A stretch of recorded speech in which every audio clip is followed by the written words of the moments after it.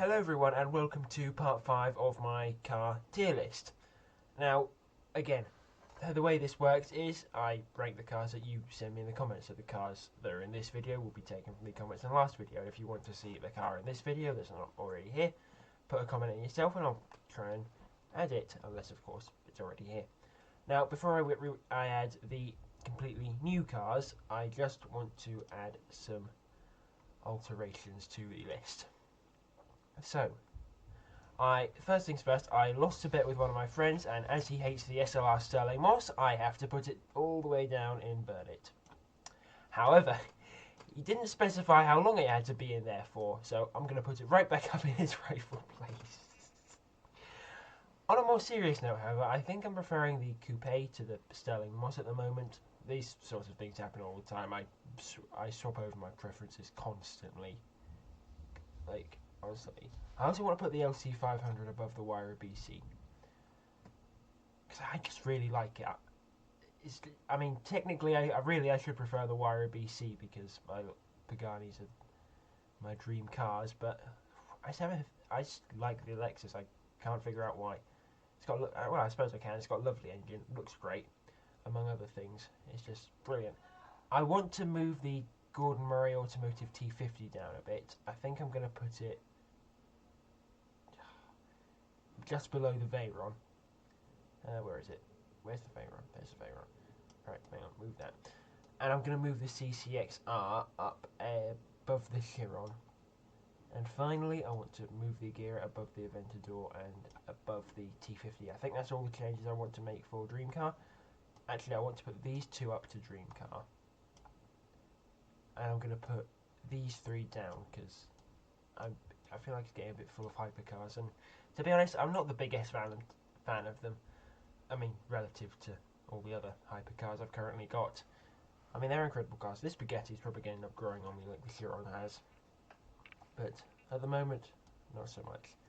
I want to move the Caterham down a bit. The Miura, no, I'm going to keep the Miura there. Going to move this above this, and yeah, I think that's all the changes I want to make for Sub-Zero. I think I'm going to leave everything. I'm going to move the 18 van down a bit. I'm going to move actually this down quite a lot.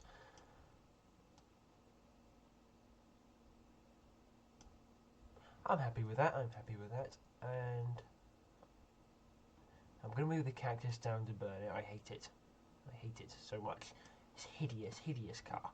I mean, it's different, but so's a Ford car. Okay, now to actually start with the new cars. First one, 2013 Dodge Charger. Now, this one might be a bit controversial, but this is actually my favourite generation of Charger. Even more than the 1969, even more than the Hellcats or anything. I just like it. I just think it looks really, really good. I mean, again, technically the Hellcats are better cars, but I don't know, I just like this one. I even like it more than the Camaro, to be honest. And more than the Coupe. I really like that Charger. It might seem weird to some people, but this is another thing that I can't explain. I just like it. Put the Viper above the Tourbillon. No clue how I'm pronouncing that. I'm definitely butchering it, and I'm also just not the biggest fan of it. I don't know. I think it looks a bit off. It looks like a squished Chiron. I mean, all credit where it's due. The engine is incredible, but I don't know. I just don't like the way it looks. Probably grew on me like the Chiron did, because I preferred the Veyron to the Chiron when the Chiron came out, and now I like the Chiron more. So it is what it is. Aston Vanquish. Now this is the brand new Aston Vanquish. The comment didn't specify which Vanquish, so I've just gone with this one. Again, it's like the Tourbillon. The styling, it's not grown on me yet as much as the 2012 Vanquish. Still a good looking car, no doubt. But it's not grown on me as much as some of the other cars. I'm going to put it ahead of the Bugatti. I think I want to put it ahead of the Bugatti, but below the Viper. I mean, I just also like a modern supercar that's still got a big V12 engine.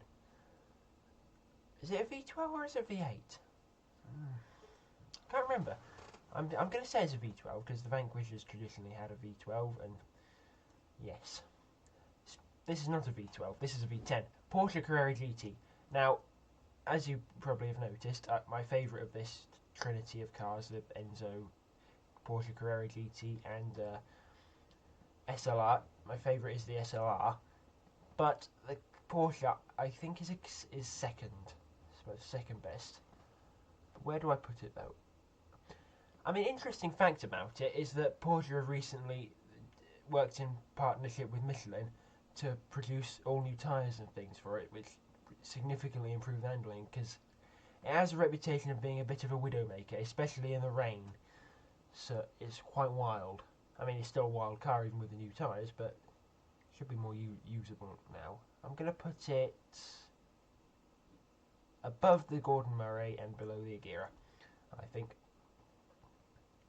This, more Soviet cars. Oh dear.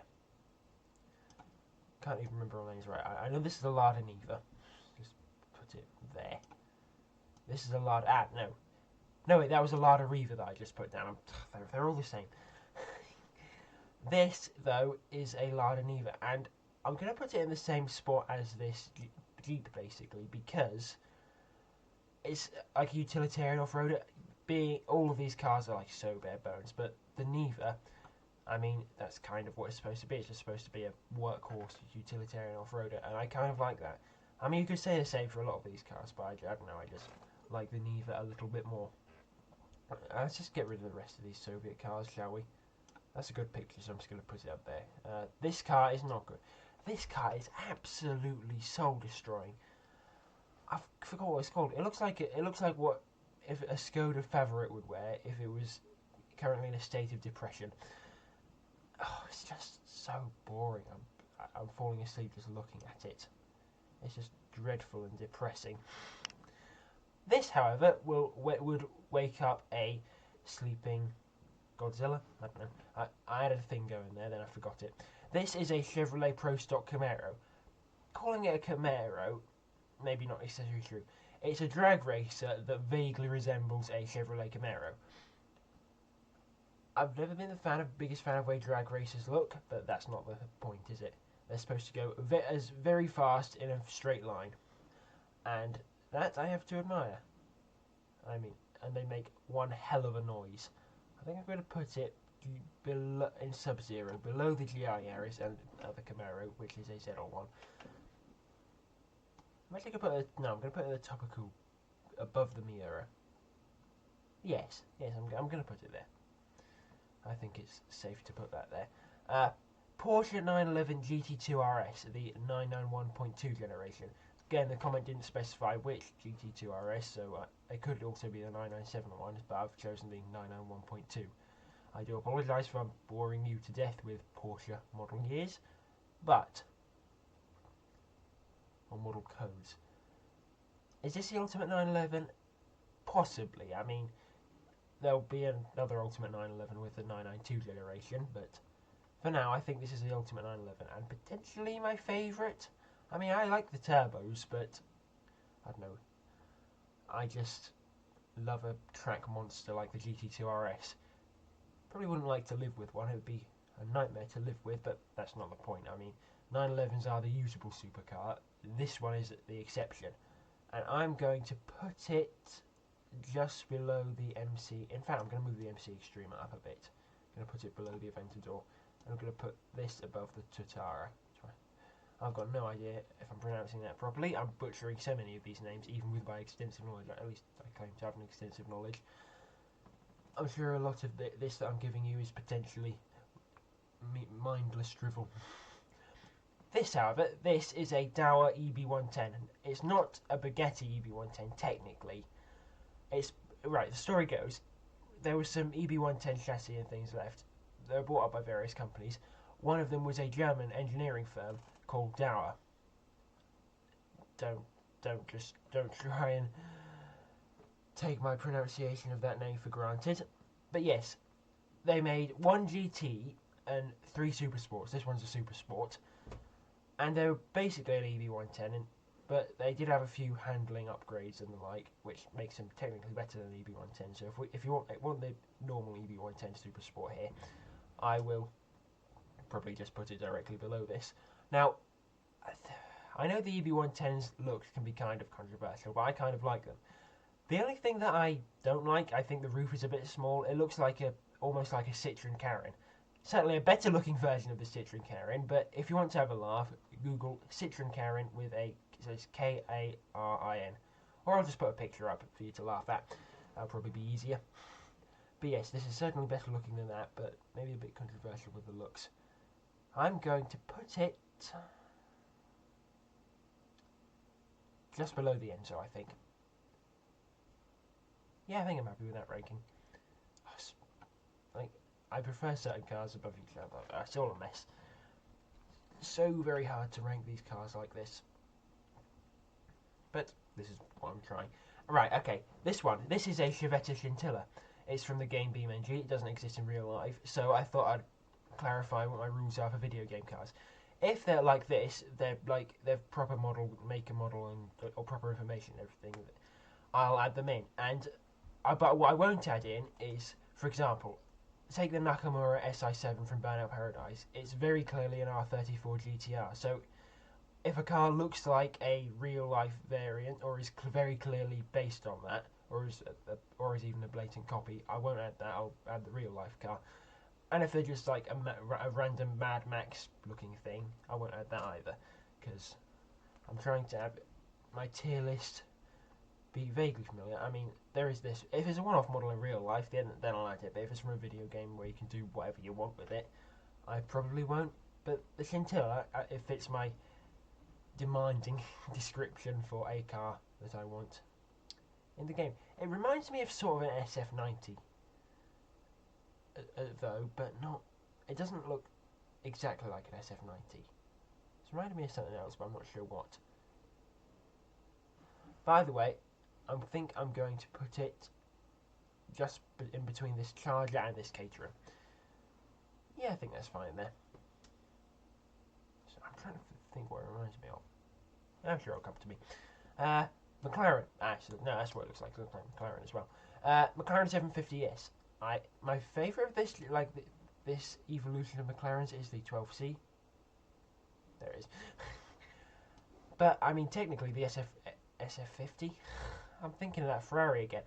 The 750S is technically the best of them all, and I prefer it to the 720 and the 650. So it doesn't amount to that. I'm going to put it in Sub-Zero, below the Viper and above the Vanquish. Because again, it's probably one of these new cars usually need time to grow on me. I mean, there are some that are the exception, like this Lexus LC. I just loved that from the start. But the I've lost it now. There it is. McLaren 750S. I mean, I like it. That's for certain. I saw one at a car show last Sunday. It was in purple. It looked really good in that colour. But I don't know. I'm going to put it there. You know, I don't think I prefer the front as much as the 720s anymore. Again, my opinions are all over the place at all times. Next car, C7 Corvette. Didn't specify which one, so I've just gone with the normal base model Stingray. Right, as far as Corvettes go, my favourite is the C6, then the C5, then the C7. So, third favourite. The C5 might be a bit of a controversial one, but I quite like it. But where should I put the Corvette? I'm going to put it in Sub-Zero, above the Caterham. No, below. I'm going to put it one step below the Caterham. I mean, the Stingray, this was the first Corvette. No, actually, the C6 was really the first Corvette that... No, that's wrong as well. The C5 Z06 was like the first proper Corvette that handled really well and could sock it to the Europeans.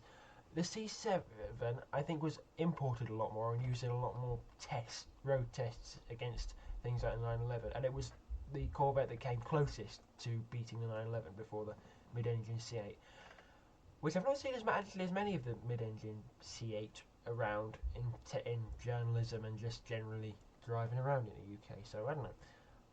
I think I do prefer the C7 to the C8. I mean, the C8 seems to me more like a generic supercar looking thing. I mean, it's still not a car I dislike, but I don't know. I prefer most of the front engine Corvettes to the C8. Right, this Bentley Continental GT V8S didn't specify whether the second or the or the third generation of the Comet, so I've gone for the second generation one because I've got a third generation Bentley Continental GT here as well. Now, I must say I do quite like a Bentley. They might be seem a bit weird to some people, maybe make me look a bit like an old man, but I do like a Bentley. And this one, the V8S, was seen as sort of the driver's Bentley, which I quite like. And I think, honestly, it's probably the best looking of them. Just like it's got the more sporty styling, which, except of course the Super Sports, the W12 didn't really have. And again, I mean the new Bentley, I'm still a little bit annoyed that they got rid of the W12 for the V8, but I mean it's still a V8, and I think it's gonna go above the GT2 RS, but below the Bugatti, because it's not my favourite all-time Bentley, but I do like it, and I think it deserves to go in my dream car slot because I've always had a soft spot for those. This one, Lamborghini Countach LPI 800-4. Right, so this car, I don't know what to think of it, because for me, it is at the end of the day a rebodied Aventador with some more power, but I mean, I like the styling, but it certainly doesn't hold a candle to the original Countach, I'll say that now.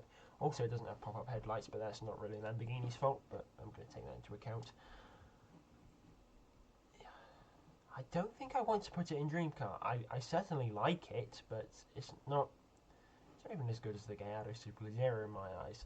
My presumably misguided eyes. I mean, I've never even seen one of these things in real life, which I suppose they're probably all, unfortunately, sitting in air-cooled garages on turntables, and they'll never turn a wheel again, but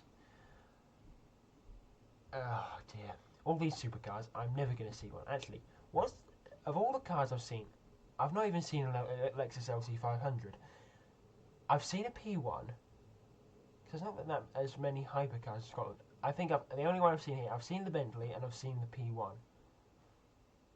That's it. I've not even seen the Aventador. So I'm literally ranking all these cars. Yeah, I've seen 750. I'm literally ranking all these cars off information I've found. I've never really got to experience them in real life, so I guess that's food for thought if you're thinking I've seen any of these. I'm going to put it above the Senna, but no, I'm going to put this at the top of Sub-Zero, because I still like the car, but I just don't think it lives up to the Countach name as much as it should have. Right, this Audi R8 V10 Performance Plus, I think. So this car's a tongue twister. No, it's an Audi R8 V10. The comment said Audi R8 V10 Plus Performance, but I couldn't find that, so I've got the Audi R8 V10 Plus Performance Parts Package, which is even more of a mouthful. But before the final, like, R8 GTs and things, this was the most hardcore R8 you could buy. Only finished in this colour, which I believe is Misano Red. And let me tell you something. The R8 is probably one of the cars that I think actually got better from the 2010s onwards, because, I mean, I prefer 2000s and 90s cars. That's just the sort of cars I like. But the R8, I actually prefer the 2016 and later models. And this is my favourite of those models, except the ABT R8 GT, but that's a car that I'll rank another day. I think the Gallardo Superleggera just barely beats it out, but I'm going to put it right below that. Because again, most hardcore R8 you can buy until the final run-out specials by Audi themselves and ABT. I can't remember, did Audi do a run-out special for the R8? I'm sure I'm thinking of an R8 GT, but maybe it's an ABT R8 GT. I don't know, I'm more scatterbrained. Need to clear my head of nonsense, although I've got a big tier list of nonsense, so it is what it is. Lamborghini Sian FKP37. Yes, that is how you pronounce it. I've actually checked. It's pronounced Sian, not Cyan or Cyan. I always pronounce it Cyan, but nope, it's Sian. This is a rebodied Aventador with a bit of extra power from the hybrid system, but it's one that I actually think looks better than the Aventador. But I'm going to put one stage below the Aventador because I prefer the Aventador's naturally aspirated V12. it is a better looking car, especially in, I don't know if this colour might not appeal to some people, but I like the dark olive green with the golden wheels. I don't think I should put it above the Aventador LP700-4. At this point, I'm just reiterating random numbers and letters. Hennessy Venom F5. This, I mean, it's not got 300 yet, but I'm convinced it can do 300. I could be wrong, and then I'll have to have a slice of humble pie, but I trust John Hennessy. I'm sure he can do it with this. And I've seen some stuff of it. It's absolutely raw and unfiltered and raucous, and I love that. You don't really get that with too many modern cars, especially not hypercars. They're all clinical and clean and safe, which I suppose safety is generally considered to be a good thing, but I'm sure you know what I mean. I see it as like, well, no, it goes SSC and then Venom GT, then Venom F5, but I sort of see the GTs as almost a spiritual successor to the Ultima Aero, but then that's probably wrong because SSC is still going with the Tutara, which is doing testing as well. I've not seen as much of it, but the F5, I think I prefer it to the Chiron, but not the CCXR, because I've got to be honest, I do quite like a Koenigsegg, especially this like the CC generation Koenigsegg's. They're probably my favourite. I actually prefer them to the Agera, funnily enough. But the F5, I still like the way it looks, and I think I prefer the F5 to the GT, because, I mean, the GT is almost a Lotus Exige on an... I was going to say something, then I've forgotten it again. Okay, alright. An impossibly large amount of steroids. There we go. That's basically what I was going to say. But I'm not sure I like it as much as a lot of these other hypercars. I mean, all credit where it's due. It managed to do 273 miles an hour. Unfortunately, it couldn't take the record because you have to do it both ways for the record. So it's an unofficial record for 273. But I still count in my eyes. Not that I'm a record keeper, so my word is invalid. But I don't think I prefer. I think I'm going to put it one step above the CX-75 because I don't know. I'm not sure I'm the biggest fan of the way it looks. I think I actually prefer the way the normal Lotus Exige looks. But still not a bad looking car, that's for certain. Next car, Aston Martin Lagonda. Now this is a car where the looks are controversial. I don't think it's as bad as people say, but it's certainly not a pretty car. To be honest, you could just draw it with a pencil and a ruler. It's just square. I'm sure the wheels kept the designer up at night. I've got everything else square, but these wheels, how do I make them square? They should have put the square steering wheel on it from the Ostel Negro. Now, this car is very, very fascinating because it was the world's first car to have a digital dashboard. However, being the world's first digital dashboard and coming from Aston Martin, it never ever worked. Like Aston Martin in the late 70s, I believe it was. And why? And the fact they decided to make that when Aston Martin were having serious financial troubles, it's a wonder they didn't go under. I think this Lagonda made it all the way into the early 90s. It might have just been 90 and 91. But I do really quite like these. I have quite a soft spot for them. I just like these weird, unusual cars. I'm going to put it in cool, in between this Volvo and this Resvani. I'm going to put it, it's in the same vein as the SD1 of mine, so I'm going to put it below the Resvani Beast. But yeah, I do like these sorts of quirky, unusual cars like the Lagonda. Now, C6 Corvette. I mentioned earlier that I prefer the C6 to the C7. I mean, when I think of it, when someone says Corvette, this is what I immediately think of, which is probably just sort of the time I grew up in. And I certainly think it's the best looking of the Corvettes, although, again, that's all subjective. And it was the first, mass-produced Corvette that could really handle and take on the European elite, especially the Z06 and ZR1. I mean, even Clarkson himself, who has a particular distaste for American cars, said the ZR1, he adored that car when he took it on a road trip. And I must agree with him. This isn't the ZR1, this is a base model C6, because the comment didn't specify which one, so I took it at face value, going with the base model. I'm not putting the base C6 in Dream Car, although I'm just going to put it ahead of... I'm going to put it ahead of the Charger, but below the 991.2 Carrera 4. GTS. I think this is a GTS. No, this is a Carrera 4S. No, this isn't a GTS. All the Porsches look quite similar, I will admit that. It does take me a second to tell a Carrera from a Carrera GTS, for example. I mean, I can tell a GT3 RS from a GT2 RS, but again, that's probably some nerds. Right, this Carbon Motors E7 concept. Now, this one had quite a tumultuous tale, really. Carbon Motors was an offshoot of Renault, and this was supposed to be the ultimate police car.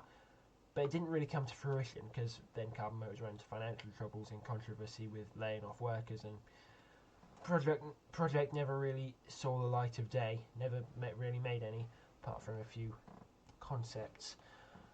Now this car, it was featured in Need for Speed Hot Pursuit 2010, but it wasn't actually even featured in the remaster because of, I assume, licensing issues with Renault. So this car is probably one. It's even rare in the game it's supposed to appear in. So that is something. I must say, I quite like it. I like how brutish and aggressive and in your face it is. But I don't think it goes in Sub-Zero. I'm going to put it in cool. I'm going to put it above this classic Camaro and below the Charger. I think that's a fair place to put it. Move the GTA Spano up a notch, and I'm going to swap the Capri and the Dolomite Sprint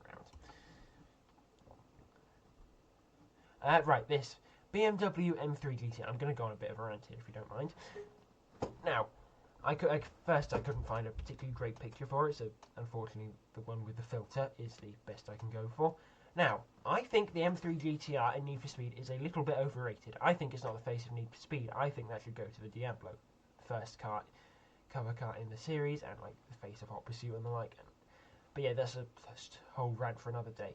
But the real life M3 GTR is absolutely incredible. It's an endurance racing car, I think, in the GT1 class, and it has a brilliant V8, and the straight cut gears, as you know, if you played the Most Wanted, sound brilliant. But it basically bent the rules. So BMW, of course, wanted to enter, but the E92 the E92 is next generation. E46 M3 wasn't really designed for GT1 racing. It wouldn't be very competitive. So they built a few GTR road cars, like very, very few. I think it was under 100, although it might be more than that. And then they made the GT1 racing car. So Porsche actually complained and got the thing banned after, I believe, only one season. It was because it was that dominant. It was beating Porsche at its own game, so they complained, and yes. So I'm going to rank it as if I ranked the real M3 GTR. I mean, I'll put the real M3 GTR along as well, because this is the one from Need for Speed. So I'm just going to rank it with the livery. Yeah, I mean, I like the livery. Doesn't look so good when people repeat it on like M4s and things, but it looks good on this car.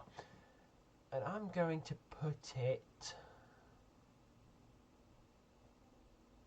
above the EV110 and below the Enzo Ferrari. Yes, I'm happy with that. Yeah, that's fair. Next car, Marussia B2. Now, unlike all these other Russian cars over here, this is one I actually like. It was Russia's, well, the B1 was the first, but the B2 is Russia's first, and so far only, supercar. Now, I think this could have got really, really close to production, because they actually had a Formula 1 team, and of course, these were so close to making production, and they were featured in Need for Speed Most Wanted 2012 and Need for Speed Rivals. But unfortunately, after the tragic Jules Bianchi incident, Marussia sort of disappeared off the face of the earth eventually. And I mean, I've seen this very grey one. I've seen videos of it actually moving around in places like London and Monaco, but I don't know if it was actually had the actual performance of the claimed B2, or if it was just like a test bed that was designed to roll around the streets at 15 miles an hour. But again, information on this car is very, very sparse. If it is real, it's probably in some Russian Ogliarch's air-cooled garage 1,000 feet below the earth, or the surface of the earth rather. But for now, I really, really like this car. It's something I have a soft spot for these cars that could have made production but didn't, like the CX-75. And I think I'm have the mind to put it. I'm going to put it below the Aston V8. Because, I mean, it wouldn't have been a world beater if it had made production, but I think it would have been a pretty good car. Might have been a bit expensive, as these obscure supercars usually are, though. Right, this one. McLaren W1. This is a recent car actually. But, I mean, it's no doubt going to be an incredible car, and it's no doubt a brilliant car, but I don't think I like the way it looks as much as the P1 or the F1, which it succeeds. It's probably going to be another one of these cars where it's grown on me.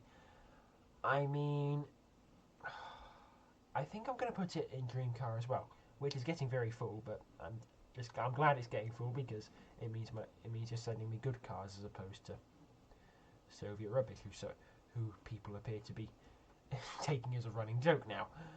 Oh well, more cars for the list. But yes, I'm going to put it in Sub-Zero. I'm going, for now, it's probably going to end up moving up, but I'm going to put it, I'm going to separate the R8 and the Gallardo Superleggera. I mean, I like the wing at the back. I think it's really quite clever. I mean, the whole car's clever, isn't it? This one, MG Montego. Yeah, this is a Montego Turbo. The Maestro's over there. Now, this is one of British Leyland's cars that was nearly great. It was good to drive, practical, and quite quick for its time. However, it was appallingly rusty and unreliable. When I say appalling, that doesn't even describe the half of it. Words cannot describe how bad it was in those regards. So, I mean, I can't really put it up any higher than interesting. But I do like the car. Maybe not the Montego as much as the Maestro, but I mean, obviously, base Montego and base Maestro, not good at all. But these ones are actually pretty good. I'm going to put it one step below the Discovery 2. Again, if you're new here, my dad owns one of these Discovery 2s, and I'm quite fond of it, so it's probably quite a lot higher than it would usually be. Why have I put this Trans Am so low? Up you go. Yeah, why did I put that Trans Am so low? I think it's because I probably said it wasn't the greatest muscle car of all time. What are you doing? What is it doing down there? It needs to be up there at least. Let's see. Lamborghini Murcielago. Comment didn't specify which Murcielago, so again I've taken it at face value and gone with the base model. And the Murcielago I prefer to the Aventador. I'm going to put it below the one step above the Carrera GT actually. Murcielago. It was the last car to use the original Lamborghini V12 that was used at the very least all the way back in the Miura. It might have been used in the 350 GT and 400 GT as well, but that could be false. They may or may not have been V8s. But yes, this Murcielago is probably my favourite Lamborghini of all time, except of course the Breveton and the Sesto. So actually, third favourite. And then there's all the other variants of the Murcielago, so ignore that first statement. Yeah, I'm going to put it there because I just like the way it looks. I mean, yeah, I'm good. The Aventador probably shares the same qualities of being angular and aggressive and edgy, but I like it. I mean, it seems to have more of the original Lamborghini soul. I mean, this certainly isn't lacking in it, but it seems to have all the original Lamborghini soul. And thanks to Audi, Audi didn't really water it down too much. They just made it usable without, again, sacrificing that Lamborghini soul and spirit. And I like that. Too often do the big companies water down things and make them boring. But in this case, not. Mazda RX-8 Spirit R. Comment specified the RX-8, and this time I didn't take it at face value and simply went with my favourite RX-8, the Spirit R. It's the RX-8, but like the ultimate version. I really love an RX-8. So I think it's aged quite well.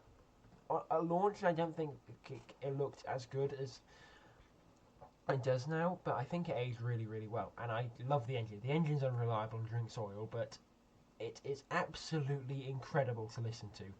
Perhaps a little bit underpowered, but still love it. And an RX-8 is a car I really love. I'm going to put it above the 177. I'll let that sink into the comments for a minute. And, yep, there we go. I just love it. And again, it's like the LC500. I can't explain why I love it. I just love it. I've liked it since I was a small boy. At least the R3 generations. I think the earlier ones look better than I previously thought they did. But earlier I thought the first generation ones weren't the prettiest. But this, I love it. I love it so much, despite its unreliability. don't think they sold the Spirit R anywhere else other than Japan, so if I want a Spirit R, I'll have to import it. But I can get a normal RX-8 if I save up the funds, and then maybe double that for the oil.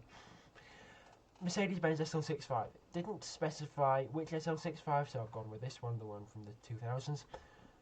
I love a 2000 Mercedes with the massive oversized V12s. I love them.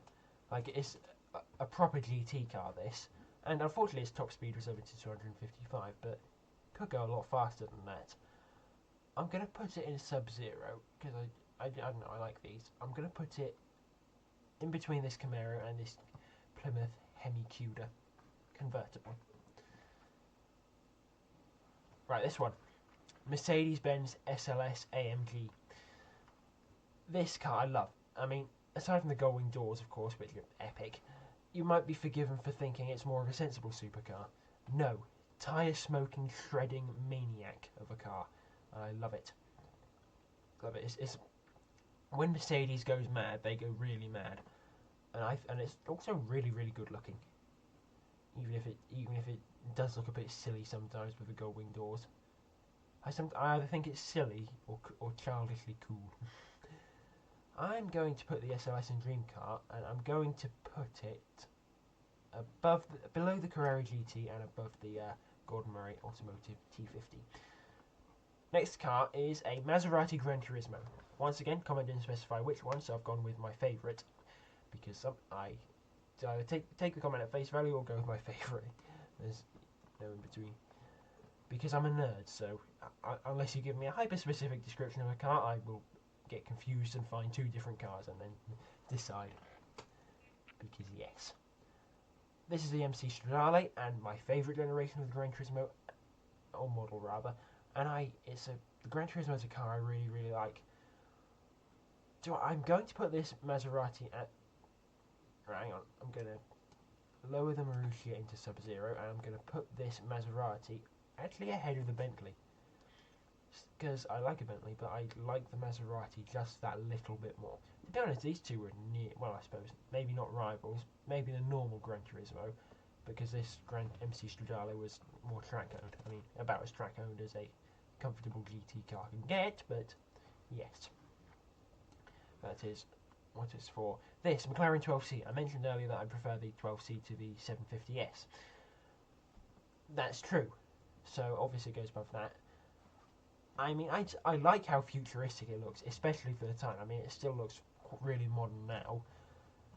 But another thing that sort of kindled my love for it is, if you look up the Top Gear McLaren 12C, greatest intro to a car I have ever seen. And for that, I'm going to put it actually above even the Tortara. Might be a weird choice to put it there. I know for a lot of people they don't like it. They see it as not proper. McLaren, I mean, yeah, it was seen as actually almost as like a clinical, clean, safe supercar, as opposed to the soul of the then current 458. And of course the 12C was overshadowed by the F1, and also the recently released SLR Sterling Moss, which, funnily enough, a Mercedes was madder than a McLaren, so yeah. I mean, you wouldn't see it now. I mean, I suppose McLaren do have their moments of madness with things like the Senna, but they are some of the more cleaner supercar companies, like more clean and clinical and scientific supercar companies.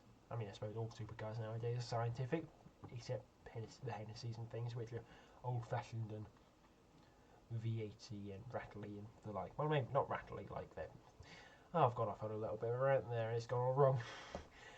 This MG Maestro Turbo, same sort of boat as the Montego, except, again, it has the same run reliability and rust problems, except it's a hatchback, and I actually prefer the way it looks to the Montego Saloon. And it also had the USP of being one of the fastest hot hatchbacks of all time. At the time, of course. I mean, there was the Metro 6R4 and the like. But I mean, now it looks. I mean, even then, 130 miles an hour and 0 to 60 under 7 seconds is hardly a slouch. But yeah, I'm going to put it above the Discovery then, because I do think I prefer the Montego. Pictures maybe not the best quality that I chose, unfortunately, but that's the way it comes out sometimes. Final car of the tier list. Bentley Continental GT. I had two comments for Bentleys, one for the specifically mentioned the V8 and one that said Bentley Continental. So I'm going to just pick my favourite one, the 2021 GT Speed with the W12. I mean, I wanted to find a picture of a purple one, but the purple one, I couldn't find any good pictures for it. They were either too big, too small, had watermarks on or the like. But yeah, this one, my favourite Bentley. I'm probably going to overrank this in the eyes of a lot of people, but I just love this thing. I'm going to put it above even the F1. I'm going to put it not there, not that high up. It's not going to beat my McLarens and my LC500. I'm actually going to put it just above the RX-8. My taste does seem to consist of a lot of modern sports cars and supercars and things, but I mean it's varied in terms of those. But yes, hopefully you enjoyed this episode. Have a great day or night or evening or whatever you're having wherever you're on. I'll see you next time. Goodbye.